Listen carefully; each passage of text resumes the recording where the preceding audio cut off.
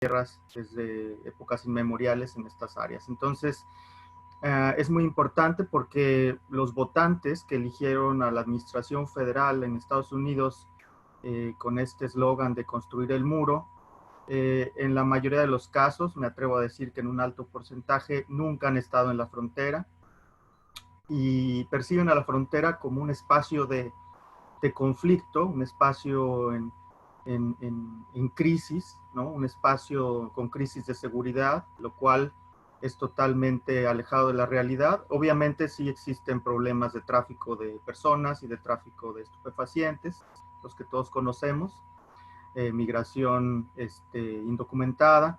Sin embargo, hay también una gran cantidad de intercambio cultural, intercambio económico, intercambio industrial en estas áreas que dista mucho de una zona de guerra como la quieren pintar los medios a nivel federal. Entonces el votante federal que no conoce vota por una opción que para él representa más seguridad, y en el caso de las comunidades fronterizas se les impone una política pública desde fuera que básicamente los constriñe su vida comunitaria, ¿no?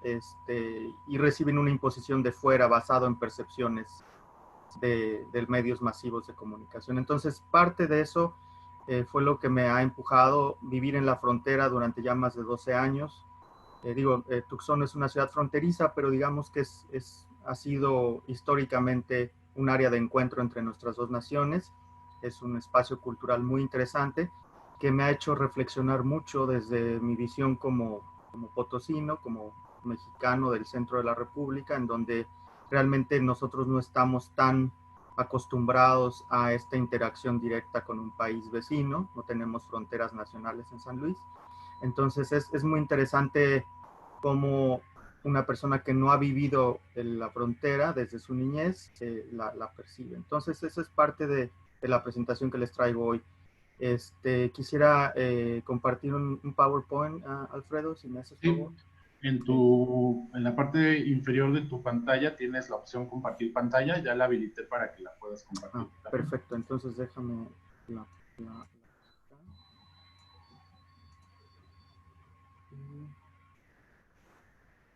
voy a, díganme si la están viendo. Sí. Ok, entonces, bueno, esta es parte de una investigación en términos muy embrióticos que he venido realizando durante los últimos años, en donde he compartido algunas piezas de esta información dentro de algunos seminarios que he dado en el Colegio de San Luis y aquí en la Universidad de Arizona, y parte también de la clase de la que hablo en el video que ustedes vieron al principio de esta sesión, que tiene que ver con este patrimonio cultural compartido. Y en este caso, lo que llamamos nosotros las representaciones culturales, ¿no? Es un concepto ya muy antiguo de las ciencias sociales, representaciones culturales, en este caso de la frontera entre Sonora y Arizona. Y entender también la cultura popular, que aquí el concepto de cultura popular es muy diferente en Estados Unidos que lo que se hace en México, porque en México nosotros llamamos cultura popular normalmente a las manifestaciones y expresiones culturales de los pueblos originarios, los indígenas, ¿no? Nosotros le llamamos a las artesanías, a los bailables, a todo esto le llamamos cultura popular. Y a veces dentro de la cultura popular dejamos fuera lo que nosotros conocemos como cultura pop, que es, por ejemplo, las cuestiones emanadas del cine, las cuestiones emanadas de los medios masivos, o sea, es decir, la producción masiva de representaciones culturales o de expresiones culturales. Eso dentro del concepto en Estados Unidos está englobado dentro de lo que llamamos cultura popular. Entonces, en este caso, el subtítulo de la presentación es Cultura Popular como Patrimonio Efímero Compartido. Y bueno, ¿qué vemos en la pantalla? En la pantalla estamos viendo un cartel de cine que yo encontré, de hecho, en una colección que está resguardada en el Colegio de San Luis, en la ciudad de San Luis Potosí, una colección de carteles de cine que en cuanto termine la pandemia yo les invito a que consulten si es parte de su tema de interés de investigación, porque es una colección muy interesante que se formó por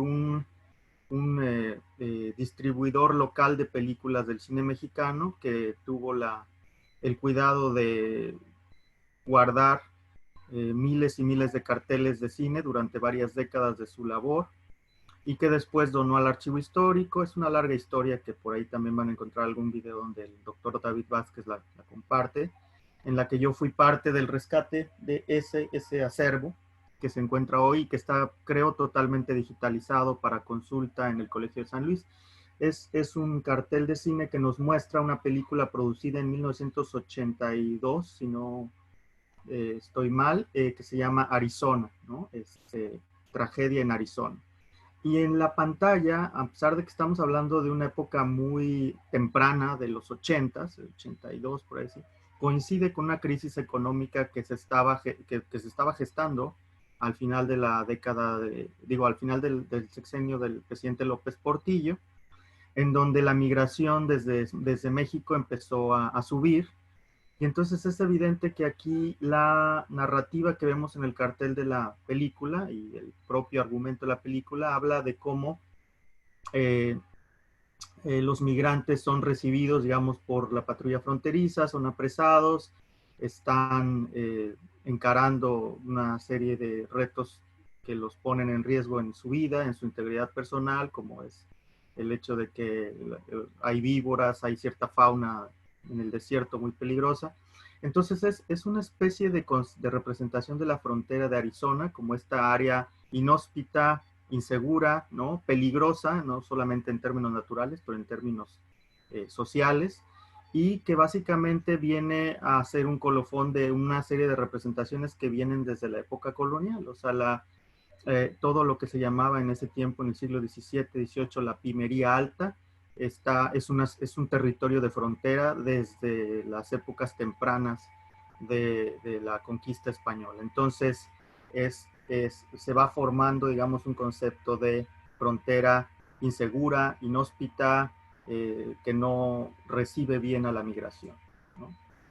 Y bueno, esta frontera lejana y peligrosa ha sido narrada, ha sido descrita por muchas fuentes tanto de la literatura como de la historia cultural, de las representaciones de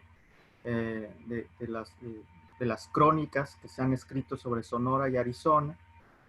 Hay un personaje muy interesante aquí con el cual también yo me encontré y también incluso uno de los cuales me inspiró para crear otro de mis cursos, que es el curso sobre superhéroes mexicanos.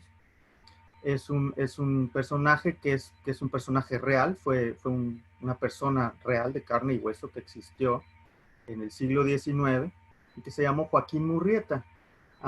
Y Joaquín Murrieta encarnó, digamos, la imagen del bandido social en México y Estados Unidos porque su historia es muy curiosa. Él nació en un pueblo de Sonora, me parece que él es de Cananea, ahora de Cananea, y durante digamos, la intervención americana en México, que culmina con la cesión de todos estos territorios a la Unión Americana,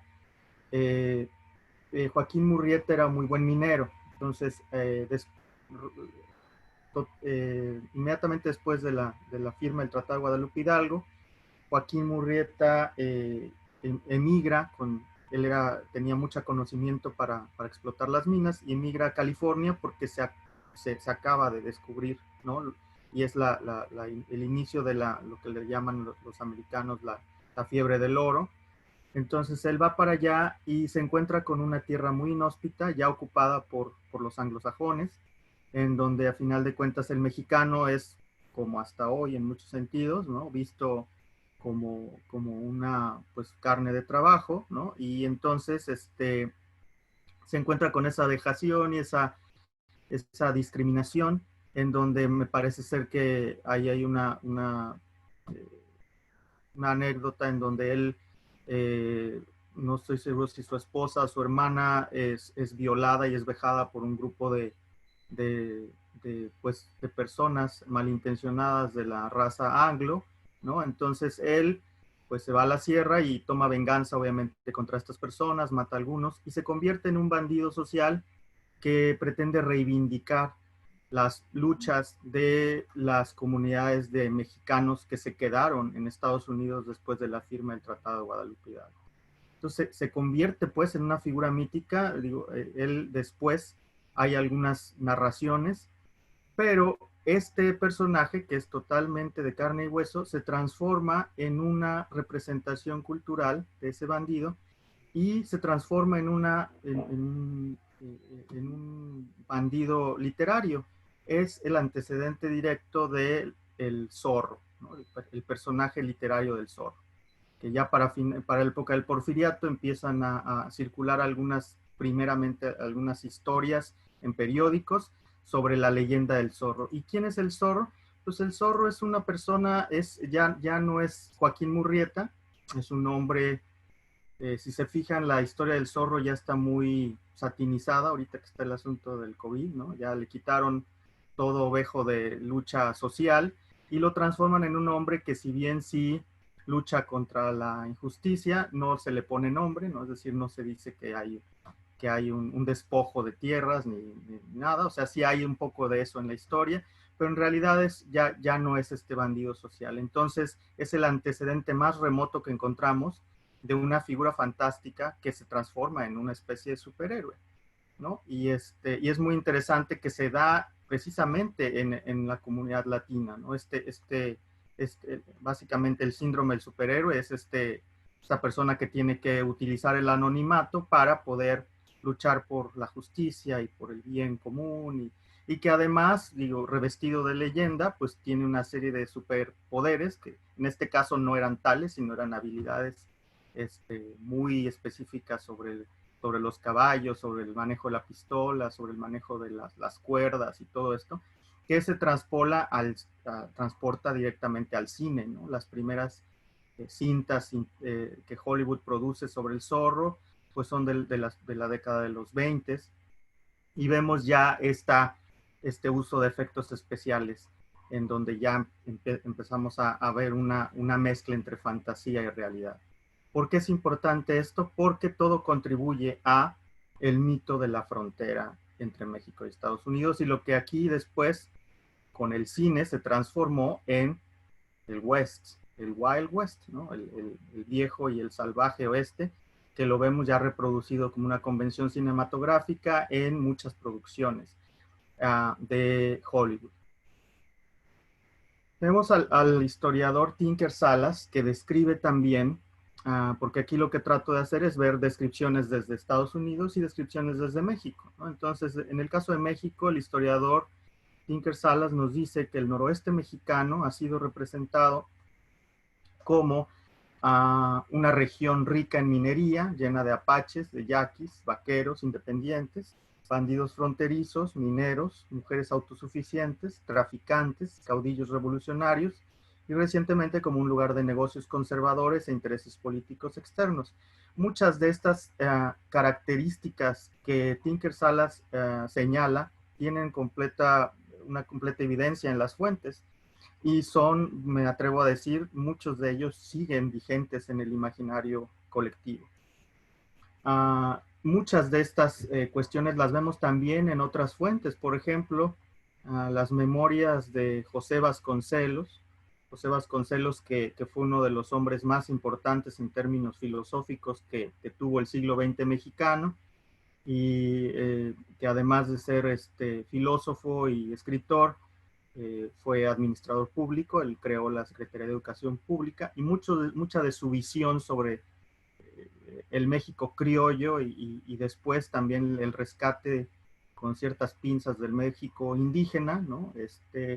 Está reflejada en su visión de cómo él sintió y vivió la frontera con Estados Unidos. Entonces, si ustedes están interesados, pueden leer alguno de los 4 volúmenes de sus memorias. En el primer volumen, que se llama El Ulises Criollo, él en las primeras páginas describe su niñez en un pueblo que está perdido en la frontera entre Arizona y Sonora, que se llama Sázabe. Y es muy interesante ver cómo él mismo, en sus memorias infantiles, pues describe la frontera como un lugar lleno de peligros, un lugar lleno de de estos apaches que básicamente pues se dedicaban a saquear y también, si lo vemos desde su punto de vista, pues a defender las tierras que ellos desde milenios habían detentado, ¿no? y habían hecho florecer. Entonces, es muy interesante ver cómo, a final de cuentas, José Vasconcelos describe esta zona como una zona de conflicto entre dos civilizaciones europeas. Para él, la civilización grecolatina romana, de la cual México es heredero natural, y la cultura, digamos, bárbara, anglosajona, que viene de toda la parte protestante, en donde él señala que estas tierras básicamente están en conflicto de estas dos civilizaciones, y él desdeñosamente describe a estos indígenas como pues comunidades muy primitivas, muy salvajes. Es muy interesante ver cómo muchas de estas cuestiones siguen prevaleciendo. Todavía en Octavio Paz, ¿no? Cuando él se refiere a los mexicoamericanos, se refiere como una cultura corrupta, ¿no? Una corrupción de la mexicanidad pura, ¿no? Entonces, parte de mi investigación también es tratar de compartir en México y en Estados Unidos que esta visión, ¿no? de una pureza de mexicanidad o de americanidad no existe, ¿no? Que a final de cuentas es una construcción que hasta cierto punto ha llevado, en el caso de México, la batuta del Estado en construirla. No hay tal cosa como la cultura mexicana pura, pero en el caso del Estado mexicano ha servido precisamente para poner esos límites de la invasión y la dominación cultural que también Estados Unidos ha ejercido sobre México. Entonces, en Octavio Paz, estos individuos que están en el medio de la frontera, que van y que vienen, que son llamados respectivamente pochos o pachucos, son una corrupción, ya no son ni de aquí ni de allá, ¿no? Ya no tienen identidad. Entonces, ese tipo de narrativas y de etiquetas negativas que se les ponen a los mexicanos que emigran a Estados Unidos, se termina hasta el sexenio de Salinas de Gortari, en donde ellos empiezan a ver que los mexicoamericanos, después de que se acaba el petróleo, de que vienen crisis, van y vienen crisis, y se dan cuenta que las remesas de inmigrantes mexicanos a sus familias en México son uno de los pilares de las divisas nacionales. Entonces la narrativa cambia, ¿no? Ya no son los pochos, ya son bienvenidos paisanos, ¿no? Entonces ahí ya hay un cambio en la narrativa, incluso oficial, pero todo esto tiene reminiscencias y tiene orígenes y reminiscencias en la cultura popular y en los medios masivos de comunicación. No sé si hay alguna pregunta, creo que vi por ahí algo, pero ¿tú lo viste, Alfredo? En el chat. Perdón. A lo mejor fui yo que asentí. Perfecto. No te preocupes. No, nada más quería, si tienen alguna duda también cualquiera de los estudiantes pueden preguntar en cualquier momento. Bueno, entonces continuamos con José Vasconcelos. Entonces, por el lado de los americanos encontramos también una invención, ¿no? De un mito, ¿no? En el norte mexicano, pero también en el American Southwest o el suroeste americano. Hacia la década de los 30, 40 y 50, se construyeron muchas de las imágenes que se convertirían en convencionalismos para representar la frontera desde Estados Unidos.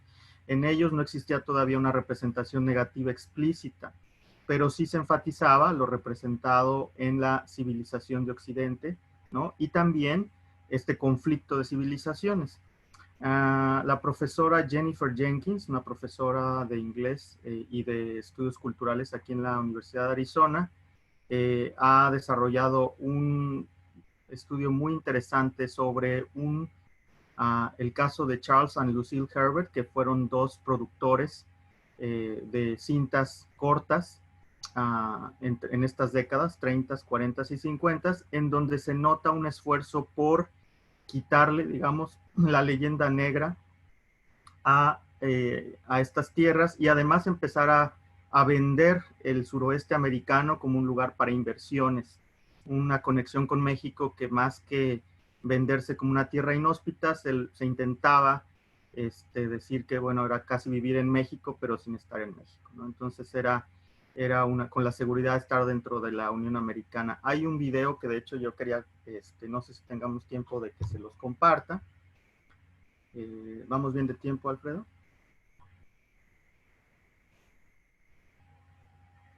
Pero no te escucho, creo que estás en mute. Mudo. ¿No? ¿Te lo comparto entonces? Sí, adelante. Bueno, entonces me dicen si está bien el audio. El audio. A ver. Ahí está. Ya lo ven, ¿verdad?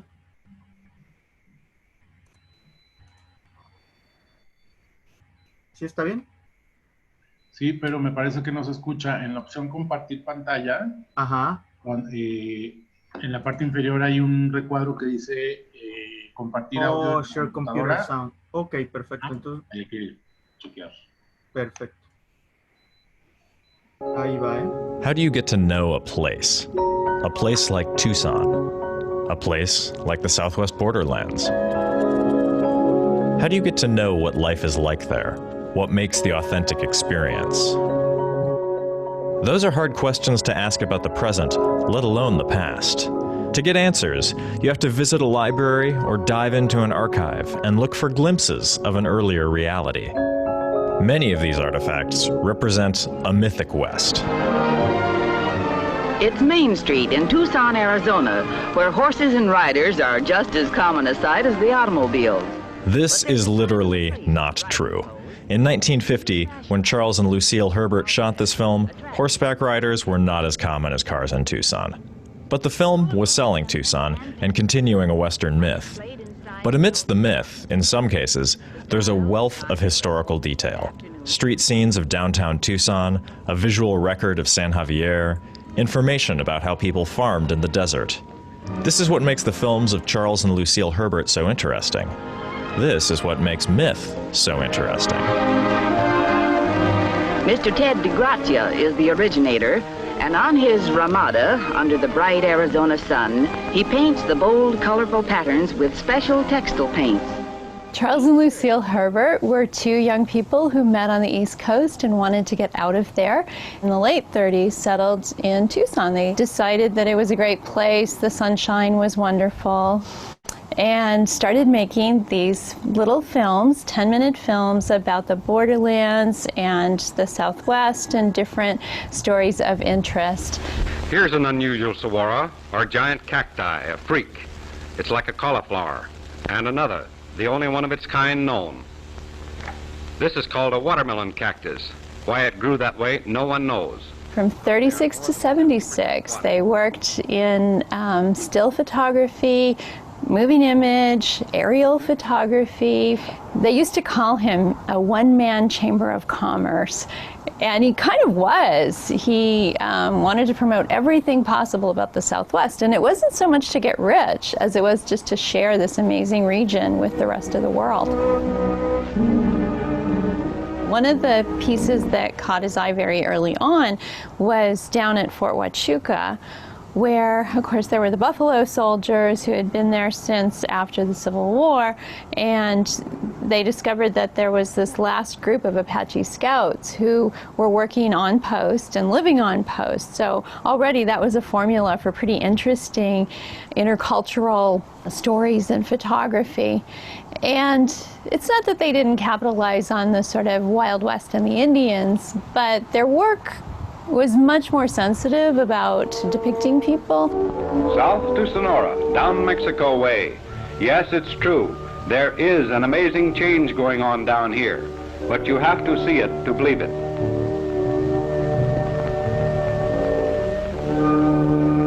What's interesting about the Herberts' work and why I think it's important to know about is that they actually talked to the people who had names and were allowed to look directly into the camera and speak for themselves. Few Western mythmakers were as sensitive or grounded as the Herberts. In fact, most Western myths were fabricated from little more than a few particles of reality, a lot of imagination, and the cultural attitudes of their creators, whether pulp novels, Hollywood films, or tourist brochures. But even the most realistic myths can be explored for their agendas, often by looking at what they chose to omit, or who. The representations are not harmless. They're representing this process of settler colonialism. So off we go, starting here at the picturesque Rancho Grande and south to Sonora for a thrilling adventure, seeing some of the oldest and most interesting spots on this continent. We cross the international boundary line at Nogales, Arizona. Tourists coming to Tucson in the 20th century were invited through these productions. Go to Mexico and you'll have a great time there. You can have Mexican food. But tourists could have gone anywhere in Tucson and had Mexican food and had mariachis and had Mexican music. But that wasn't evident from the cultural productions. Real Mexican music.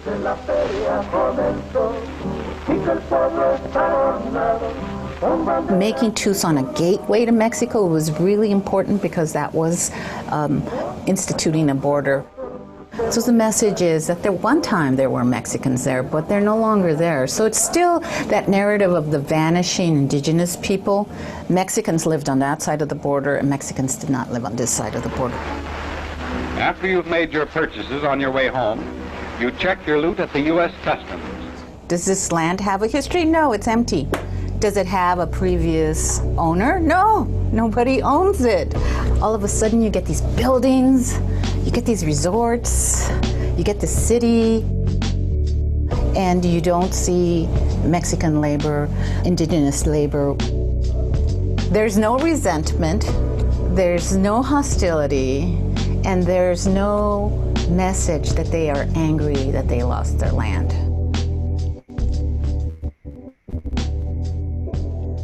These myths are really important because it informs people what is the frontier, what is civilization, what is modernity, what is not modern, who's American, who's not American, who belongs, who doesn't belong.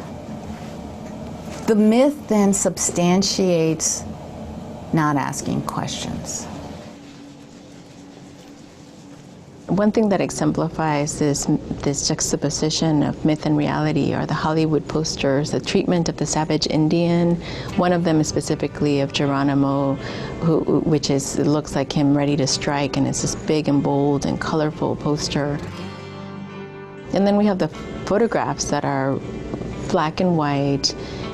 His look is serene. He's just been captured by the cavalry.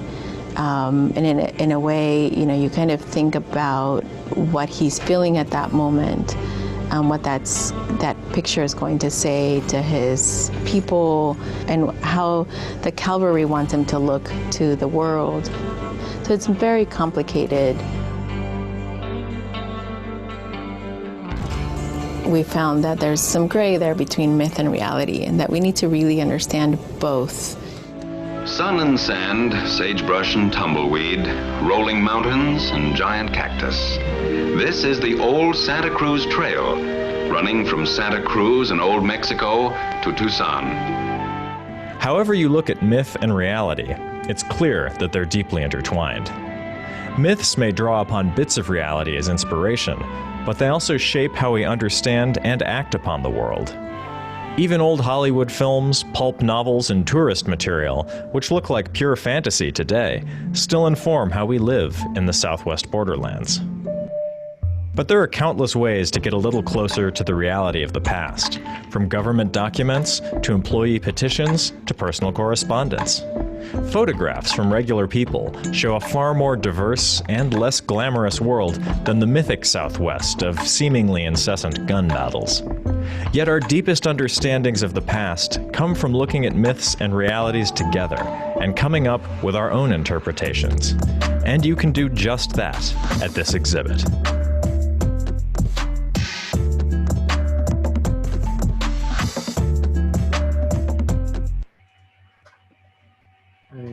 Entonces, como les comentaba, lo que ustedes vieron en el video es básicamente parte de la investigación de la doctora Jennifer Jenkins, que ha tenido una gran participación en la investigación conjunta que estamos realizando con el Colegio de San Luis.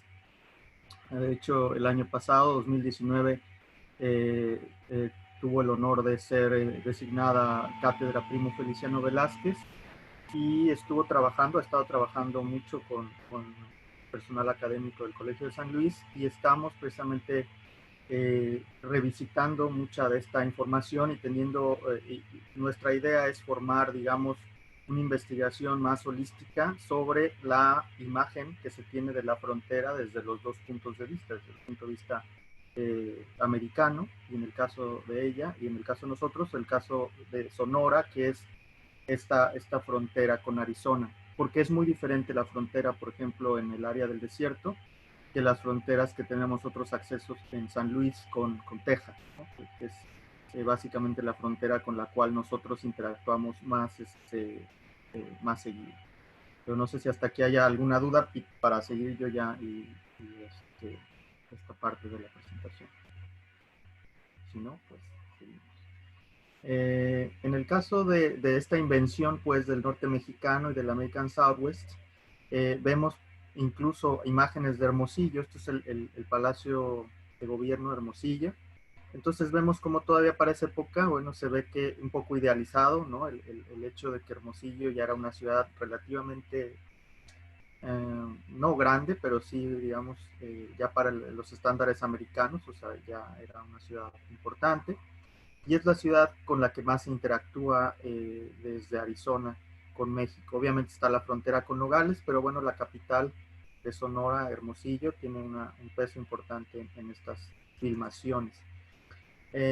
Y bueno, lo que vimos un poquito en la parte de lo que hace la doctora Jenkins, que yo he tratado de retomar para el caso mexicano, es, bueno, como el Southwest, el Wild West, lo que es el salvaje oeste, es representado, y ustedes pueden ver incluso en la fisonomía de los actores, ¿no? Todos son blancos, obviamente, y esto responde un poco a lo que decía la profesora Lidia Otero, que estaba en el documental que les acabo de mostrar. Es otra profesora del Departamento de Estudios Mexicoamericanos, en donde al americano no se le enseña historia del suroeste. Básicamente se les dice que había una expansión desde la costa este, y que pues llegaron porque había tierra libre, ¿no? En estas áreas. Entonces realmente no era una tierra libre, fue un despojo contra ciertas poblaciones, no solamente en términos nacionales, un despojo contra México, pero había ocupantes de esa tierra, ¿no? Hubo no solamente familias indígenas, pero también gente que había fundado el pueblo de Tucson en el siglo XVIII, gente que había tenido cédulas reales por las cuales se les había dado tierras por parte del rey. Digamos, las élites hispanas de la Nueva España que todavía vivían y fundaron Tucson y que todavía para esa época vivían aquí, tuvieron que arreglarse pues con las élites anglosajonas que estaban llegando para empezar a regir, ¿no? Entonces, desde el punto de vista incluso de medidas, hubo mucho despojo, ¿no? Porque las autoridades americanas decían, pues aquí vamos a medir con millas y con yardas y con pulgadas, y a nosotros no nos importa eso de las varas y las leguas, ¿no? No entendemos eso, entonces te toca tanto de tierra, y si no, pues te quejas. Y si te quejabas, de todas formas los jurados y los tribunales estaban controlados por el Estado anglosajón, el Estado americano. Entonces pues en realidad no tenían mucha opción, o se quedaban en esas condiciones o se regresaban a México.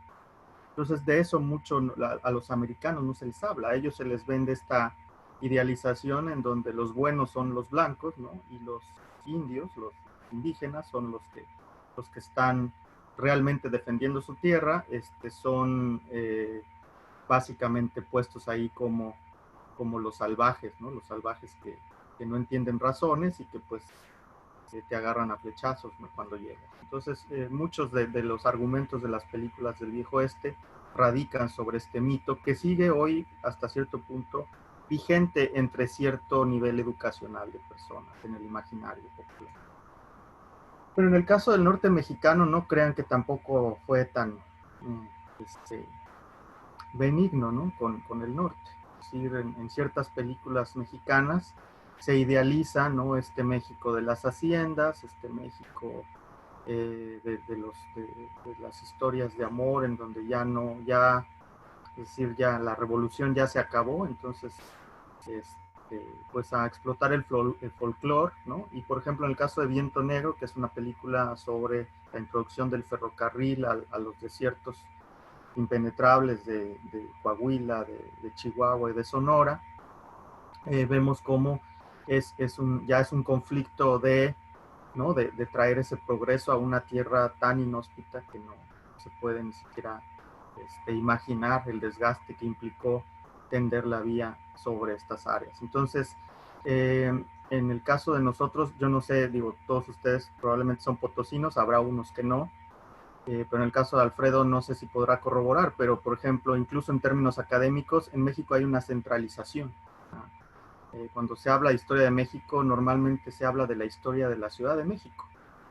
Y nosotros, los provincianos, hasta cierto punto, siempre estamos en un segundo plano, ¿no? Y entonces la voz calificada es la que viene desde el centro de la República. Entonces eso pasa con el norte, también representado en el cine mexicano. ¿Dónde se produce el cine mexicano? Pues en la Ciudad de México, ¿no? Sí hay locaciones, sobre todo en Durango, en las áreas del norte, ¿no? Se idealiza que son las tierras lejanas, pero no, son estudios de cine, son paisajes para filmación, pero en realidad es una visión hasta cierto punto impuesta. ¿Verdad? ¿Escuché por ahí alguna pregunta o algo? Y bueno, sigamos con esta narración. Pero bueno, en el caso, por ejemplo, de los estereotipos de la frontera, hay una que a mí me gusta mucho por ser muy cómica, que es una película que produce Cantinflas en 1968, que se llama Por mis pistolas, que evidentemente es una parodia de un western, pero en donde hay una escena muy particular que yo uso mucho en mis clases, una escena donde precisamente Cantinflas pasa por la frontera. No sé si tengamos tiempo para ver este video. Sí, adelante. Entonces,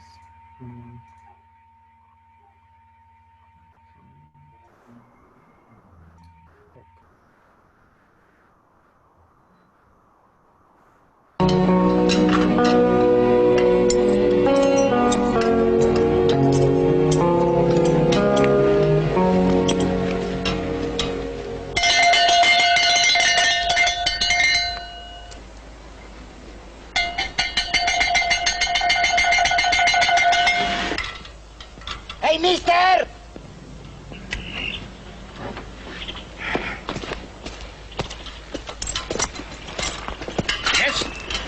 Pero, hombre, ¿qué están sordos? ¿Que no oyen? Ahí estoy tocando toque y toque como si fuera badajo y ni quien sea comida venir a ver qué se ofrece. ¿Que para eso les pagan? ¿Así se recibe al turismo de primera clase? ¿Qué desea? Hablar con el jefe. Yo soy el jefe. Sí, pues no lo parece. Además, no me grites y todavía no estoy en sus terrenos. Todavía no pasa uno y luego tratan de subajar al individuo. Bueno, ¿qué quiere? Es como que quiero pasar al over there, al other side, you know. Podía haberle dado vuelta al poste, pero soy respetuoso con las leyes y me gusta cumplir con los tratados internacionales. ¿A dónde va? A Tucson, Tuc. ¿Sabe leer y escribir? Escribir. Ay, ¿cómo serán ustedes analfabetos? Pues, ¿cómo no voy a saber? Sé hacer píldoras, sé pintar al óleo. Bueno, y últimamente, ¿para qué tantas preguntas? Si nomás vengo a gastarme mis dolarianos. ¿Pues que usted cree que todos somos braceros o qué? Lo siento, pero así lo exige el reglamento. ¿Tiene usted a alguien que lo pueda identificar? Pues aquí nomás mi cuaco bucéfalo, porque el burro pues me lo acaban de presentar hace 3 días y es muy burro, no speak English. Se llama Fierabras.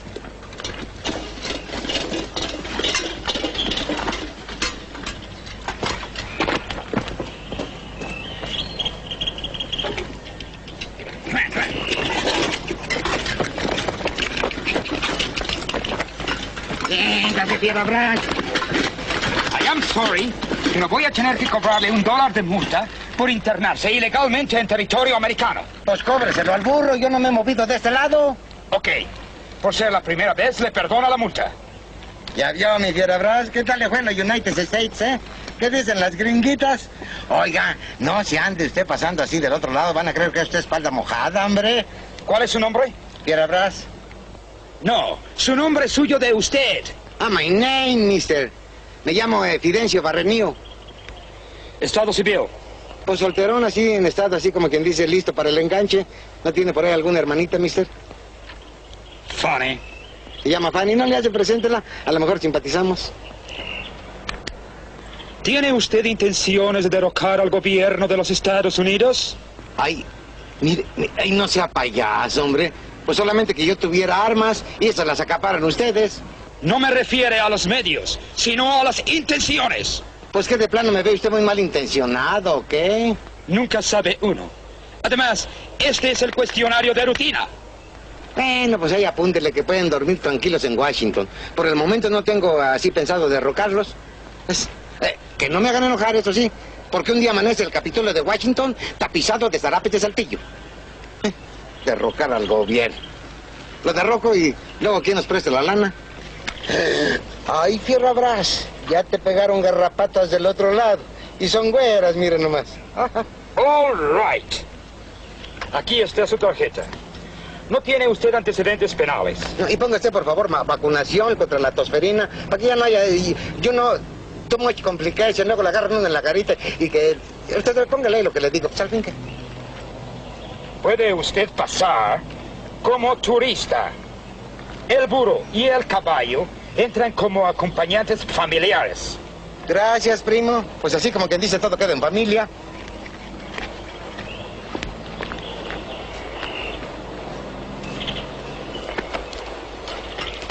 Damn it. Ahora no encuentro la llave. Uy, pues ahora sí la molamos, mister. De haber sabido, mejor vengo en barco. Es que casi nunca la uso. Por aquí pasa puro ganado. Pues usted es el único que entra y sale. Si quiere, le doy la vuelta al poste. No, eso lo prohíbe la ley de migración.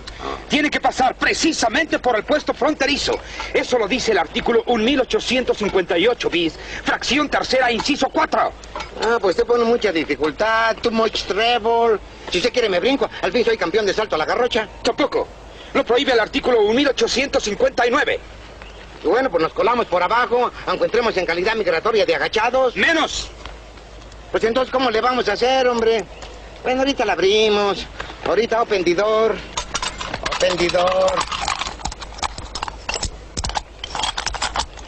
Ahí está. Tan fácil. Y usted tan grandote y tan bueno para nada, hombre. ¿Y eso qué es?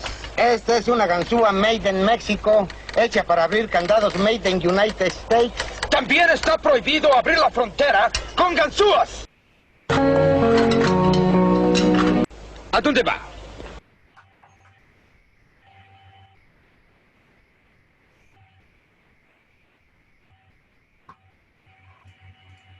Bueno, como pueden ver, las representaciones en Cantinflas, pues es obviamente algo que ya no coincide con la época, no, las entradas a Estados Unidos ya no están de esa manera, aunque hay algunas que sí, sobre todo en el desierto sí se parecen porque están muy aisladas. Sin embargo, es una escena muy curiosa en donde ciertas actitudes sociales, tanto de la autoridad americana como del propio Cantinflas como inmigrante o como turista, se reproducen, ¿no? y se guardan en el imaginario. O sea, el formulario que usa para pasar, ¿no? Esta situación de si se quiere o no derrocar al gobierno, y una especie como de encarnación de Cantinflas en lo que mucha gente quisiera decirle a un oficial americano, obviamente, ¿no?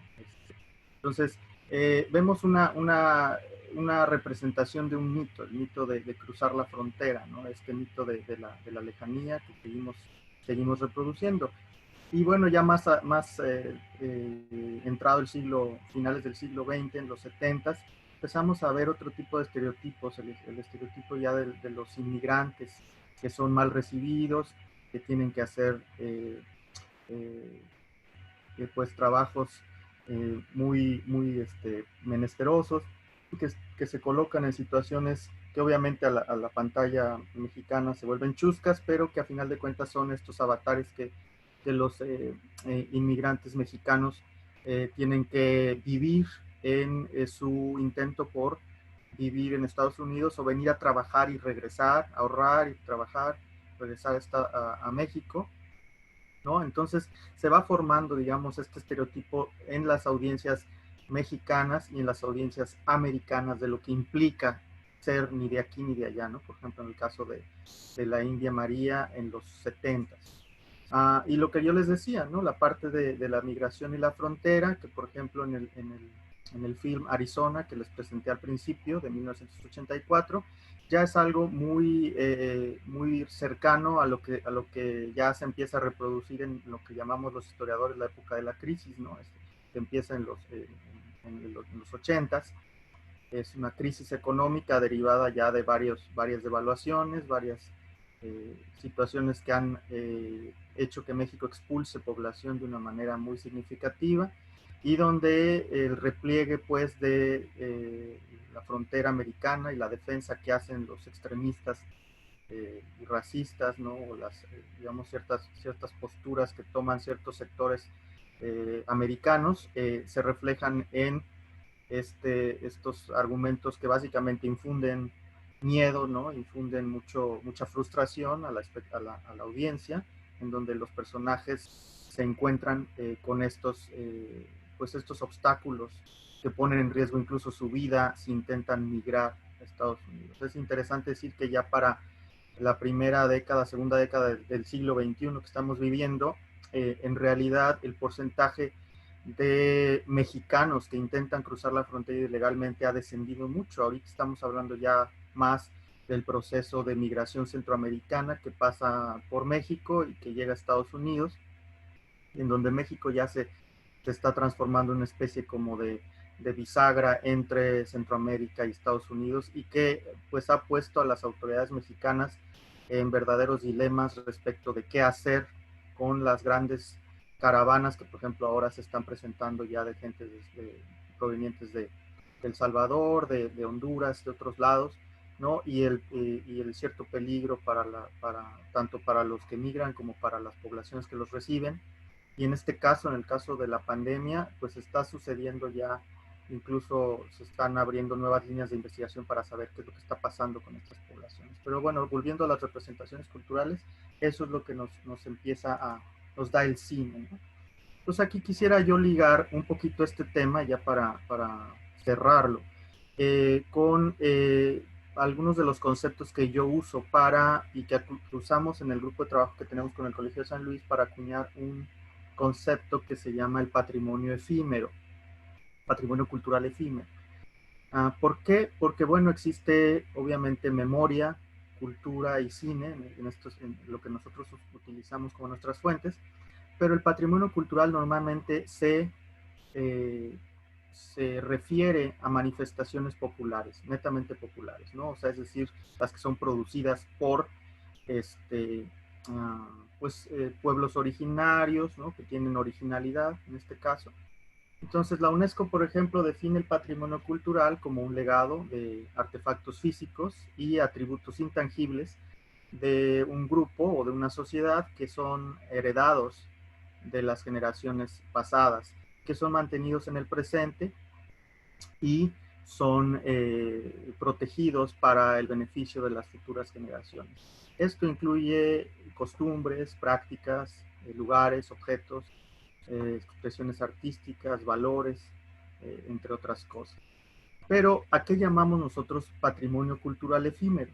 Bueno, después de haber estudiado varios años sobre este asunto, nosotros llamamos patrimonio cultural efímero, ¿verdad?, a estas cuestiones, piezas de patrimonio cultural tanto intangible como tangible, que son producidos para no durar, no son producidos específicamente para dejarse como un legado, pero que son valorados por una persona o por un grupo social y que están profundamente conectados con su memoria, con su identidad, con su pasado, ¿no? Entonces, en este caso, por ejemplo,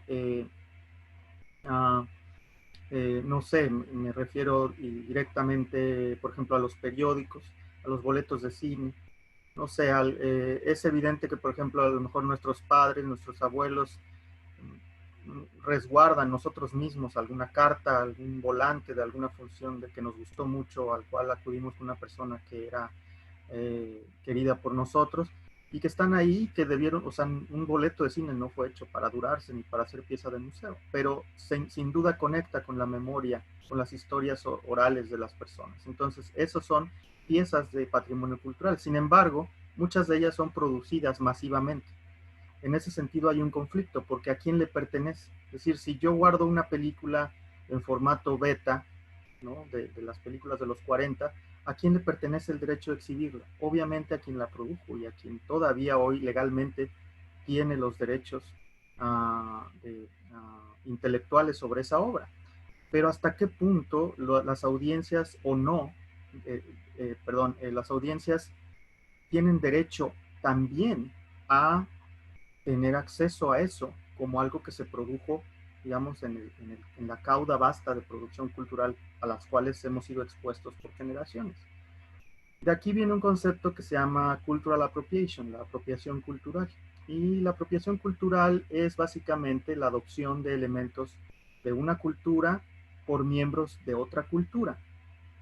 Y esta definición, que es de Henrietta Ford Mill, dice ella, la apropiación cultural puede involucrar el uso de ideas, de símbolos, de artefactos y otros aspectos de visuales o no visual, o de cultura visual producidos por los seres humanos. Entonces, por ejemplo, aquí hay dos vertientes, ¿no?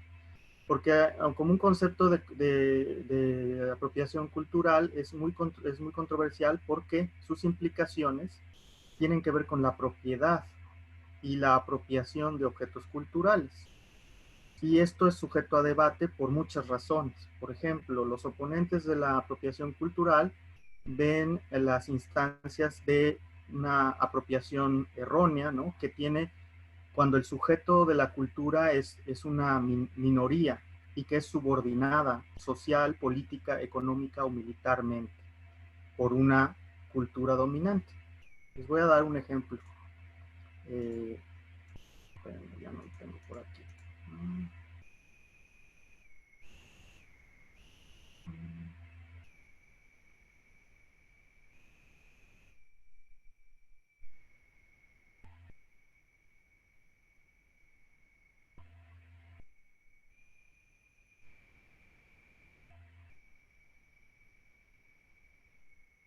Todavía bien la foto, ¿verdad? Por ahí. Esto lo tiene en otra presentación.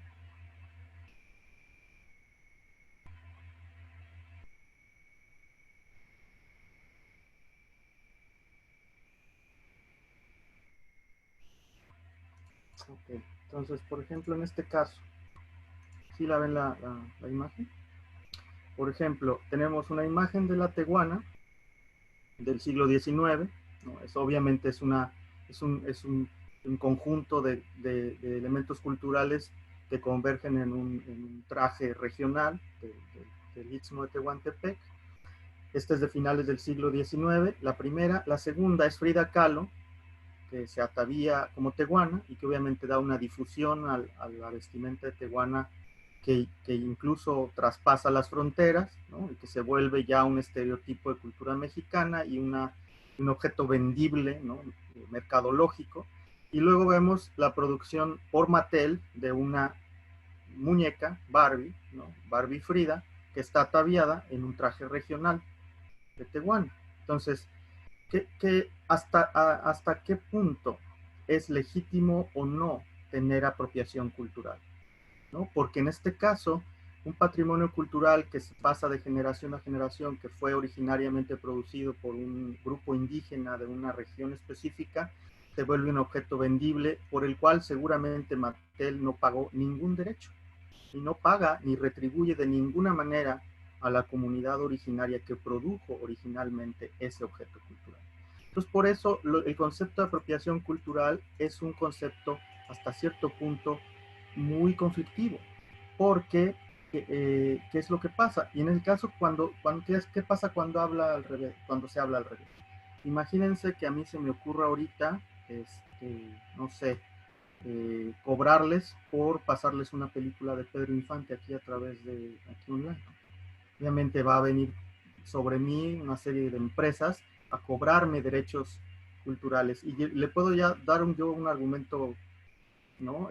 Generacional, en donde digo que esa pieza producida en los 50s, en los 40s, me trae memorias sobre mi familia, sobre las charlas con mi mamá, con mis papás. Entonces, ¿hasta qué punto nosotros realmente también podemos apropiarnos de elementos masivos de la cultura, así como las corporaciones se apropian de nuestra memoria y estamos expuestos a producciones masivas de cultura? Entonces es un debate muy interesante que, bueno, obviamente yo no tengo ninguna conclusión respecto de eso, pero es parte de la investigación que estoy tratando de llevar a cabo. Entonces, analizar hasta qué punto las comunidades tienen derechos, primero, a conservar, ¿no? el acceso a sus propias producciones culturales y segundo, a apropiarse de producciones culturales sobre las cuales ellos han estado expuestos por generaciones, ¿no? Y llego a una cuestión muy curiosa. Por ejemplo, en el caso del cine, nosotros lo estamos viendo, ¿no? Tenemos la recepción del cine y la apropiación, básicamente empuja a la gente a tener una cierta imagen, ¿no? Una cierta imagen de un tiempo y de un lugar. Y esas memorias, esos recuerdos, son importantes referentes de identidad. Son experiencias comunes. En el caso del cine, tenemos experiencias que se vuelven, y ahí es donde viene el asunto del patrimonio, que se vuelven patrimonios compartidos, que nos unen o nos distancian como pueblos en el caso de la frontera con México. Y lo que vemos es cómo las comunidades, ¿no? Hay este debate entre los derechos intelectuales sobre el cine, su propiedad, y lo que las comunidades crean, que son recuerdos, imágenes, conexiones identitarias, ¿no? Y que además también están imbuidas de su propia cultura y que se vuelven patrimonio efímero, patrimonio que está hecho para no durar, pero del cual también muchas comunidades podrían ser titulares de recibir y de explotar ese patrimonio. Por ejemplo, aquí en Estados Unidos vemos, o en muchos lados, como los murales, por ejemplo, es una manera en la que las comunidades se apropian de personajes que evidentemente tienen copyrights, tienen derechos de propiedad, ¿no? La imagen de Pedro Infante tiene unos herederos, la imagen de Jorge Negrete tiene unos herederos, la imagen de José Alfredo Jiménez, pero en aras de que también se vuelven íconos de una cultura nacional, es interesante ver cómo las propias comunidades se resisten a esa reapropiación corporativa de sus propios recuerdos sobre esos personajes.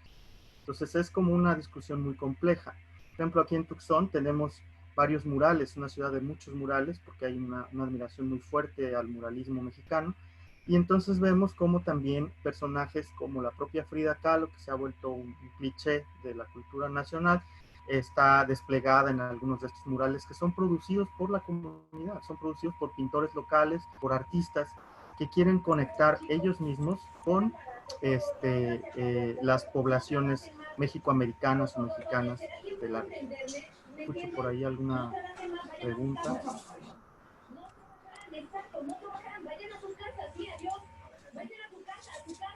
Entonces, como les decía, ¿hasta qué punto es esto no legítimo? Por ejemplo, en el caso del plagio, ¿no? Vemos corporaciones como Nestlé que han plagiado imágenes, por ejemplo, de los tenangos del estado de Hidalgo.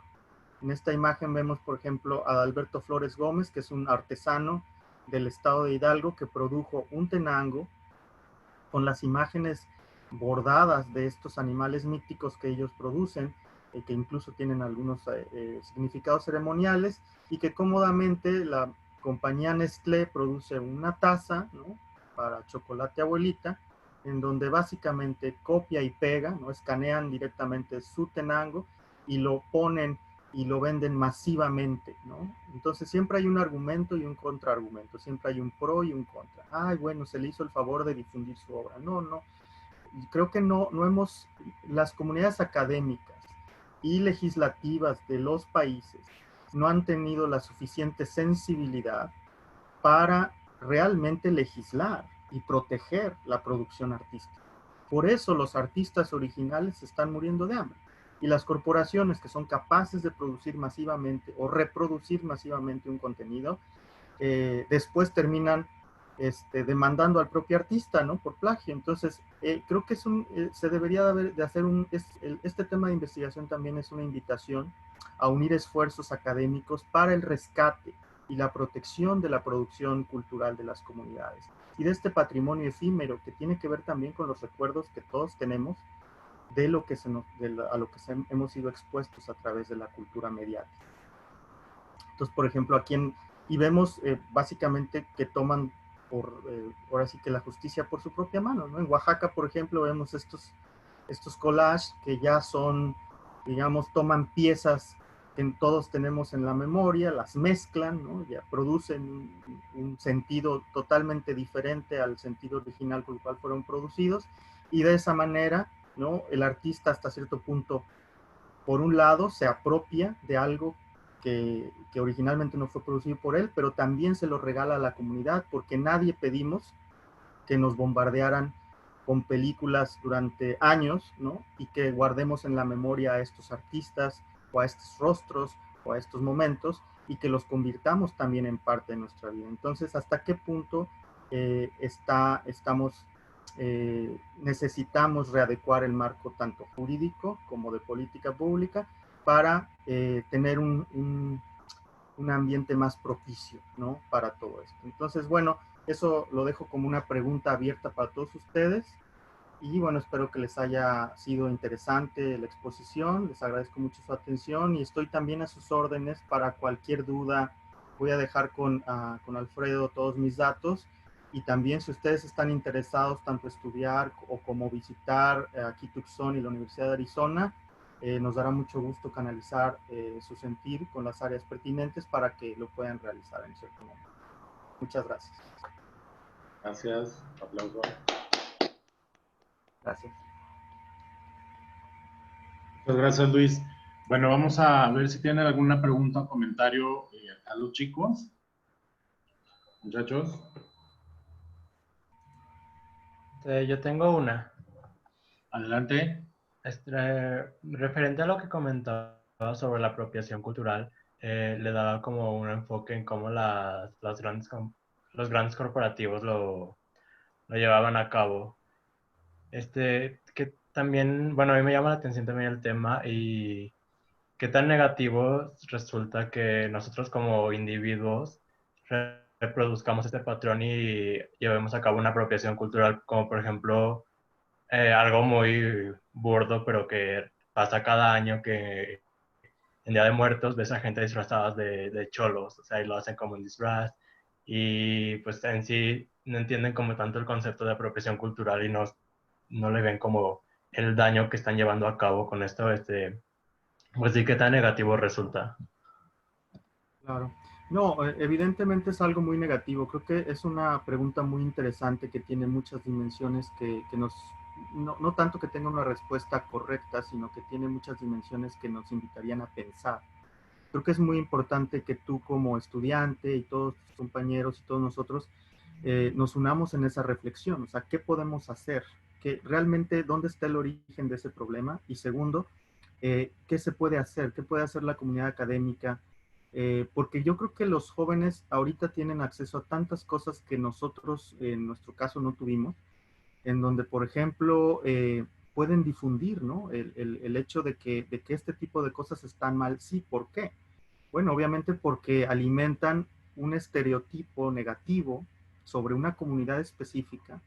Y creo que en México nos falta muchísimo eso. O sea, el hecho de que ahorita estemos viendo escenas tan desagradables donde ciertas áreas, ciertos sectores sociales agreden a los médicos que están haciendo el frente a la pandemia, ¿no?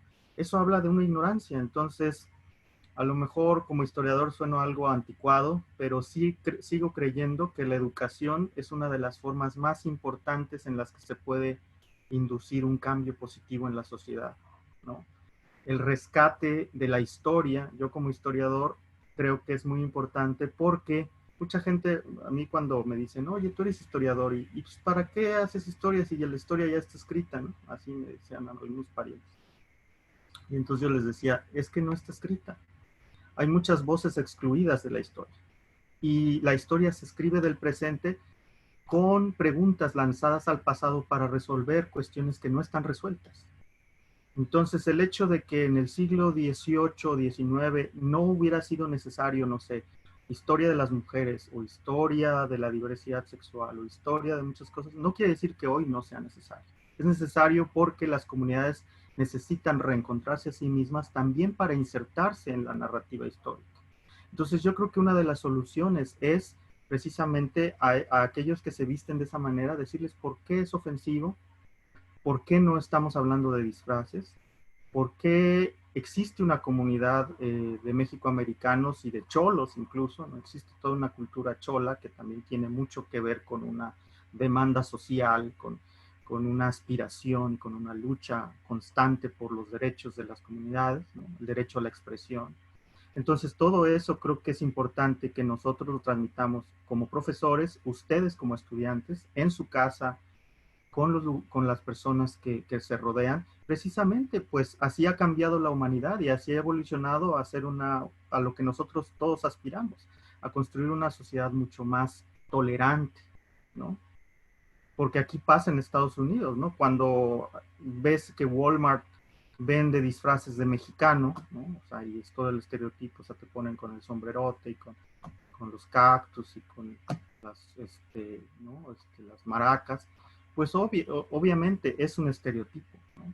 Y desafortunadamente las generaciones que eligieron a los líderes que hoy por hoy están siendo los líderes de de ambas naciones, yo creo que se les escapó un poquito esa parte, ¿no? Yo creo que se les escapó estudiar historia, ¿no? Para entender, en el caso de los que eligieron a Trump, qué pasó, ¿no?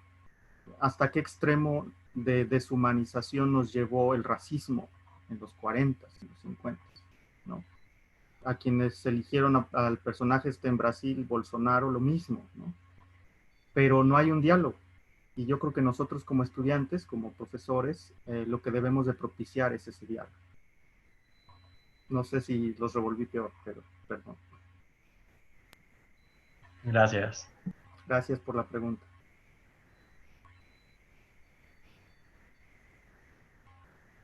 ¿Algún otro, chicos?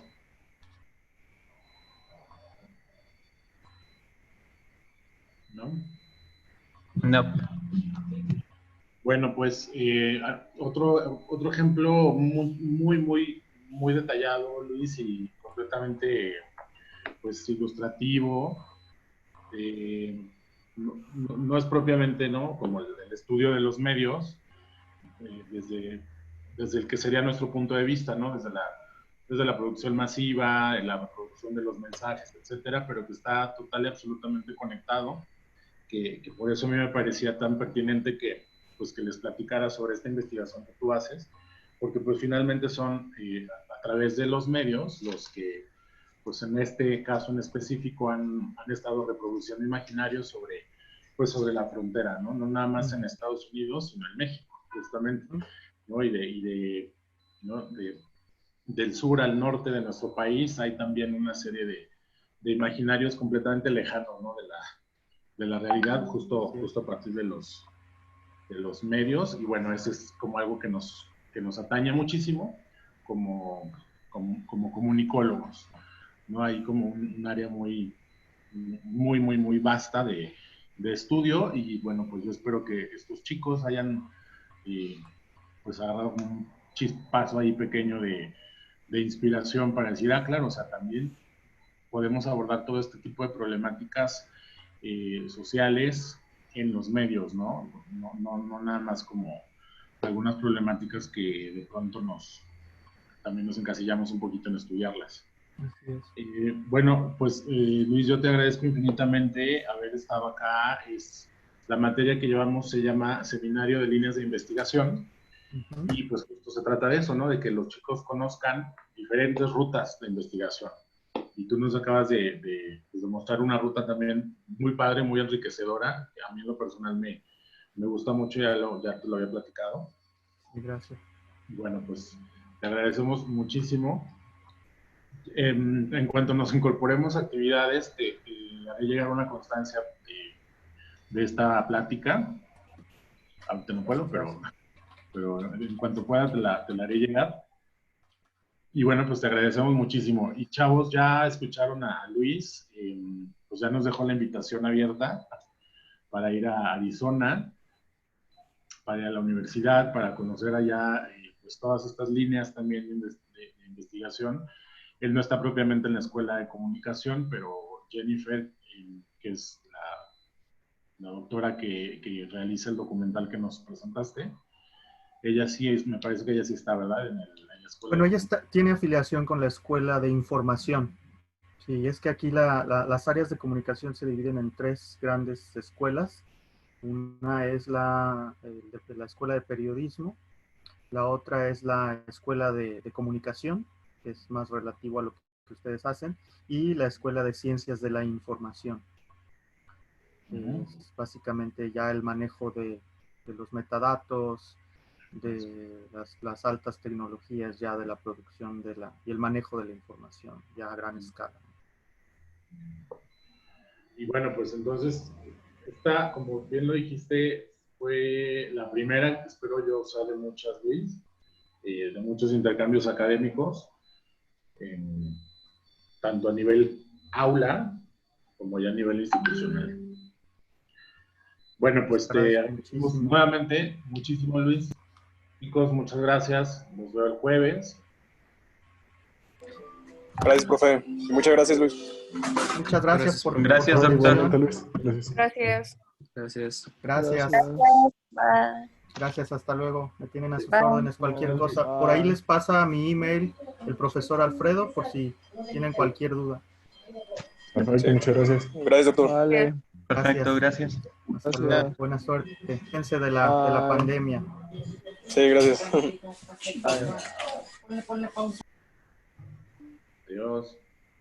Hasta luego. Por ahí te mando, Alfredo, ahorita el colegio está dando acceso libre a muchos libros electrónicos.